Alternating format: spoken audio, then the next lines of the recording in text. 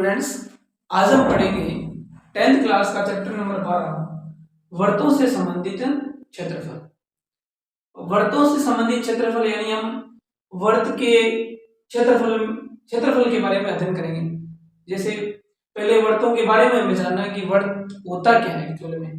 तो मैं तुम्हें सबसे पहले बताऊंगा कि वर्त के बारे में। जैसे मैंने हेडिंग लगाया वर्त, वर्त यानी सर्कल। वर्त में कुछ चीजें होती हैं, जैसे एक नंबर नाम लूं तो मैं वर्त की त्रिज्या। क्या होती है वर्त की त्रिज्या? वर्त की त्रिज्या होती है स्मॉल आर। एक होता है वर्त का व्यास, वर्त का व्यास। 3 नंबर होता है वर्त की परिधि, वर्त की परिधि। वर्त की परिधि क्या होती है? वर्त की परिधि व्यास को कैपिटल आर से दर्शाते हैं, कैपिटल आर से। 4 नंबर में बात करूं तो वर्त का केंद्र, वर्त का केंद्र। वर्त का क्षेत्रफल पढ़ेंगे, किसके बारे में? वर्त का क्षेत्रफल। और एक टॉपिक और ऐड कर लो तुम लोग, जैसे वर्त का केंद्र क्या होता है, वर्त का केंद्र किसे कहते हैं, इन चीजों के बारे में। जैसे मेरे पास में ये एक वर्त है, ये क्या है? एक वर्त। इस वर्त का केंद्र है ना, वो इसका सेंटर पॉइंट होता है। केंद्र हमेशा वर्त की परिधि के प्रत्येक बिंदु से क्या होता है? समान दूरी पर होता है। यहां से इसकी दूरी मापेंगे, सेम आएगी। यहां से इसकी दूरी सेम, यहां से इसकी दूरी सेम, और यहां से इसकी दूरी सेम। यानी वर्त का केंद्र परिधि की प्रत्येक बिंदु से, परिधि के प्रत्येक बिंदु से समान दूरी पर स्थित होता है। अब ये वर्त का हो गया केंद्र। ये वर्त का केंद्र क्या है? ओ। वर्त के केंद्र को क्या बोलते हैं? ओ बोलते हैं। क्यों बोलते हैं? क्योंकि वर्त का केंद्र को ओरिजिन कहते हैं, इसलिए इसे ओ से डिनोट करते हैं। अब बात आती है वर्त की त्रिज्या। वर्त के केंद्र से परिधि की दूरी, वर्त के केंद्र से परिधि की दूरी को वर्त की क्या कहते हैं? त्रिज्या। वर्त के केंद्र को परिधि के किसी बिंदु से मिला लो, वर्त की क्या होगी? त्रिज्या होगी। जैसे मैंने वर्त के केंद्र को परिधि के इस बिंदु से मिलाया, तो ये भी क्या है? त्रिज्या। मैंने क्या बोला? मैंने बोला कि वर्त के केंद्र को परिधि के किसी भी बिंदु से मिला लो, क्या बनेगी? वर्त की त्रिज्या। अब बात आती है वर्त का व्यास। किसकी बात है? वर्त का व्यास। यदि मैं केंद्र को इधर मिला लूं, ये पूरी दूरी है ना, ये पूरी दूरी, ये क्या होता है? वर्त का व्यास। इस आर को क्या बोलते हैं? वर्त का व्यास। त्रिज्या क्या होती है? Small r. यानी वर्त के केंद्र से परिधि की दूरी, ये क्या है? त्रिज्या। और ये भी क्या है? त्रिज्या।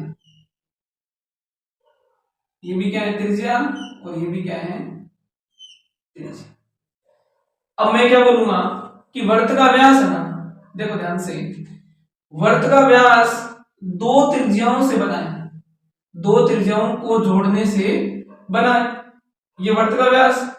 यानी वर्त का व्यास r प्लस आर से बनता है। किससे बनता है? r प्लस आर से।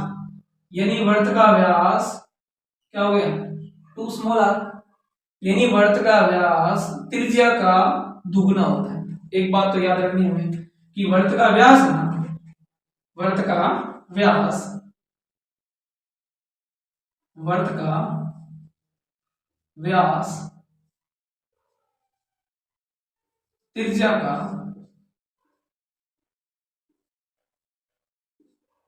दुगना होता है। सिंपल सी चीज है, छोटी क्लासों की चीज है कि वर्त का व्यास त्रिज्या का दुगना। ये बात होगी वर्त के व्यास की। अब वर्त की परिधि, ये किसमें संबंध है? Capital R equal to 2 small r. ये संबंध किसमें है? वर्त की त्रिज्या और व्यास में संबंध। कोई पूछ लेना कि वर्त की त्रिज्या और व्यास में क्या संबंध होता है, तो तुम्हें क्या लिखना है? Capital R equal to two small r. वर्त का व्यास त्रिज्या का दुगुना होता है। अब बात आती है किसकी, परिधि की। ये बाउंड्री है ना वर्त की, ये बिंदुओं का क्या है, बिंदु पथ है। इस बाउंड्री को ही क्या कहते हैं, वर्त की परिधि कहते हैं। क्या कहते हैं इसे, वर्त की परिधि। ये क्या है, वर्त की परिधि। वर्त की परिधि क्या होती है, 2 पाई आर। क्या होती है, 2 पाई आर। वर्त की परिधि क्या होती है, 2 पाई आर। एक बात क्लियर होगी हमारी कि वर्त की परिधि कितनी होती है, 2 पाई आर होती है। अब बात आती है वर्त का क्षेत्रफल। वर्त का क्षेत्रफल होता है पाई आर स्क्वायर। क्या होता है, पाई आर स्क्वायर। याद रखना हमें कि वर्त का क्षेत्रफल पाई आर स्क्वायर होता है। वर्त का केंद्र तो ओ होता ही, मैंने स्टार्टिंग में बता दिया कि वर्त का केंद्र क्या होता है, ओ।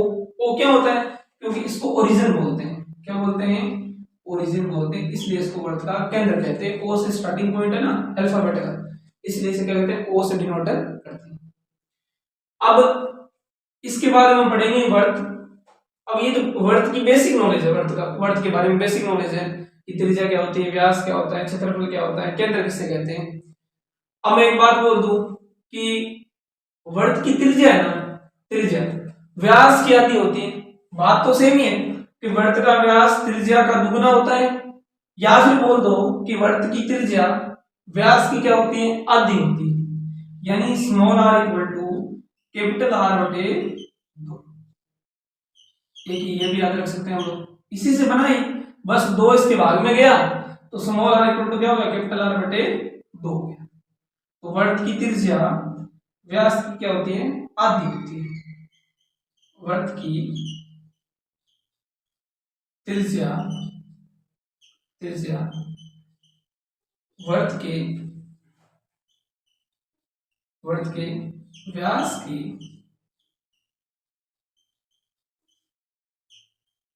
आधी होती। ये बस बेसिक नॉलेज है। इसके बाद हम पढ़ेंगे वर्त का त्रिज्य खंड, लघु त्रिज्य खंड, दीर्घ त्रिज्य खंड, वर्त खंड, दीर्घ वर्त खंड, इनके बारे में।